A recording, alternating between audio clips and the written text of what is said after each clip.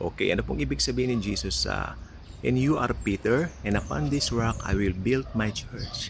So ano pong ibig sabihin ng Panginoon doon? Simple lang po. Unang-una, alamin natin ano bang ibig sabihin ng Peter sa wikang Greek. Ang Peter po sa wikang Greek ay Petros. Ibig sabihin, maliit na bato. Small rock. Wherein, yung Petra ay mas malaking bato. At si Jesus po, ginamit niya yung Petra bilang foundation, hindi po yung Petros. So, ibig sabihin yon, ikaw si Pedro, Petros, at sa ibabaw ng batong ito, referring to himself, referring ni Jesus sa kanyang sarili, which is Petra, itatayo ko ang aking iglesia o aking simbahan. Okay? So, magkaiba po yung Petros sa Petra. Yung Petros, ibig sabihin, small stones. Pero yung rock, alam naman natin kung sino po yung rock na yan. Walang iba kundi si Jesus Christ. Okay? Kaya, sabi ni Jesus, ganito po, "You are Peter." Okay? Petros. Small stone or maliit na bato. And upon this rock, Petra, ako yun, ka ni Jesus. Okay? Sa akin, ako yung foundation, malaking bato. Itatayo ko ang aking iglesia. Ibig sabihin, pinapatunayan ko sa iyo, Peter, sa oras na ito, itatayo ko ang aking iglesia sa aking sarili. Sapagkat ang pinaka-foundation po natin ay si Jesus. Ito po ay tinatawag na Petra, malaking bato. Hindi po siya pwedeng maging small stone o maliit na bato tulad ng Petros. Kung isipin nyo kung si Pedro pala ang foundation natin, napakahina dahil kapwa-tao lang natin siya. Wherein pag si Jesus ang foundation natin, sigurado po tayo sapagkat si Jesus po ay Diyos. Okay? At siya po ang the rock of all ages. He is the rock. Okay?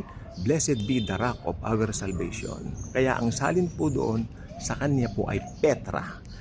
Doon po tayo sa Petra. Okay? Hindi po tayo sa hindi po tayo dito sa small stones.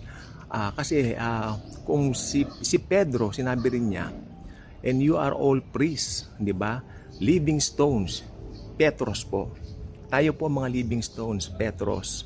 Pero ang pinaka-foundation natin yung Petra, si Jesus Christ. Okay? So I hope matanggal na po yung kalituhan dyan. Marami pong nalilito dyan. At ito kasi delikado, pag hindi mo ito natutunan, aakalain mo na si Pedro ang foundation mo. No way. Hindi tayo papayag na ang foundation natin, kapwa-tao natin. Ang foundation natin ay si Jesus Christ. Siya ay Petra. Hindi Petrang kabayo. Okay? Petra. Malaking bato. Rock. Yun ang tinatawag na rock. Wherein yung Petros, stones. At tinawag tayo ni Pedro na living stones. Kasi siya, Petros din siya eh.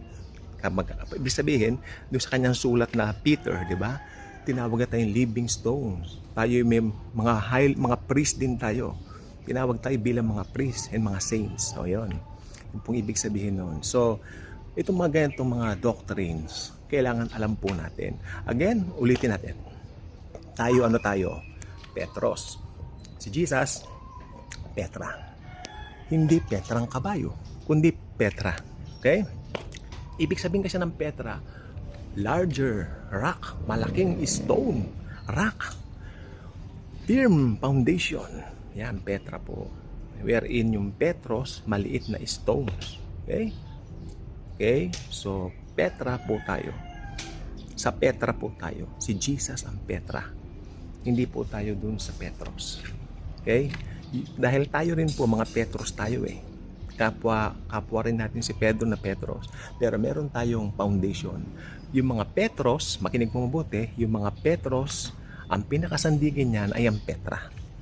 Kaya ibig sabihin, lahat ng believers all over the world, ang pinaka-foundation ay si Jesus Christ. And I hope hindi na po kayo nalilito. Maganda pong malaman natin na hindi tayo nalilito. Hey, alam na po natin, wala makakadeceive sa atin, wala makapandadaya sa atin. Okay?